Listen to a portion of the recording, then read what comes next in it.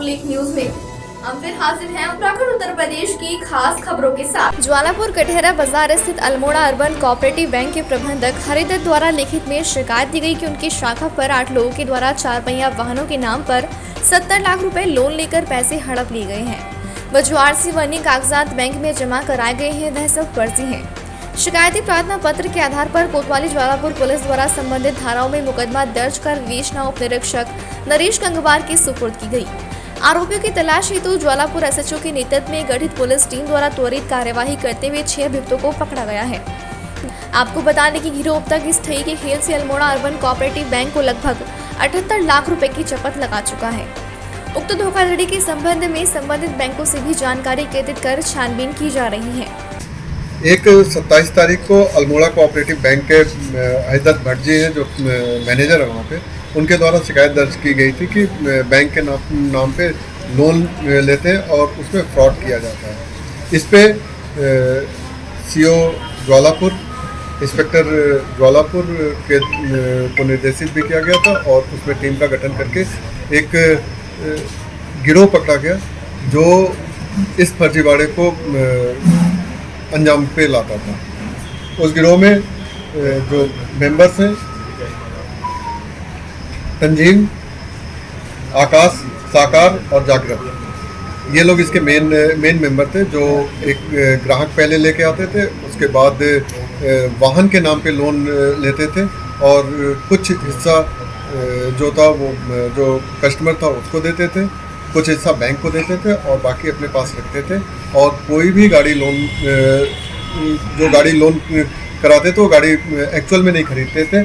इसके लिए साकुम्बरी और मिडास ऑटोमोबाइल की फर्जी आईडी वगैरह सब कुछ बना के रखे हुए थे और कोटेशन भी बना के रखे हुए थे जिसको बैंक में जमा करते थे और रोड चलते किसी भी गाड़ी का नंबर ये उस पर लिख के फिर आरसी भी खुद अपने यहाँ ही फर्जी आरसी बनाते थे और लगभग जो बैंक से रिलेटेड जितने भी डॉक्यूमेंट जमा करने होते थे उन सभी विभागों के इनके पास मोहर और स्टैंप वगैरह सब कुछ थी, जिसका प्रयोग करके दुरुपयोग करके ये इस अपने जो अपराध को अंजाम पे ला गए। टोटल कितने लोग इसमें 6 लोग अभी तक पकड़े गए हैं। बाकी विवेचना की जा रही है कि बैंक की संलिप्तता इसमें किस लेवल तक है, क्योंकि इसमें अभी तक जो बैंक के नाम आए HDFC है, PNB है, एस बैंक है, पंजाब सिंध बैंक है और अन्य बैंक से भी हम लोग संपर्क कर रहे हैं कि उनके यहाँ भी इस तरह के लोन का फर्जीवाड़ा किया गया है और जहाँ से भी जानकारी आएगी उसको फिर से विवेचना का पार्ट बनाया जाएगा और आप लोगों को समय समय पर सूचित किया जाएगा। सर, क्या जनपद के लोग हैं या बाहर के लोग भी इसमें हैं? कुछ अन्य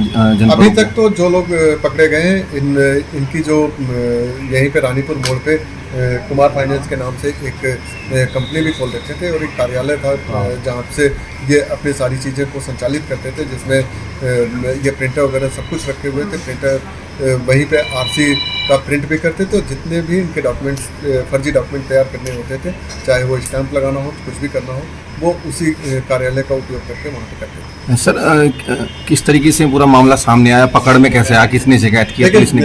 ये बैंक के द्वारा ही जब सूचित किया गया कि उनको शक हुआ, जब ये वहाँ पे लोन के लिए कुछ प्रोसेस कर रहे होंगे तो शक हुआ, तो वो हम लोगों के संज्ञान में लाए। फिर उसके बाद प्रथम दृष्टया जब जांच की गई तो ये एक रैकेट के रूप में सामने आया।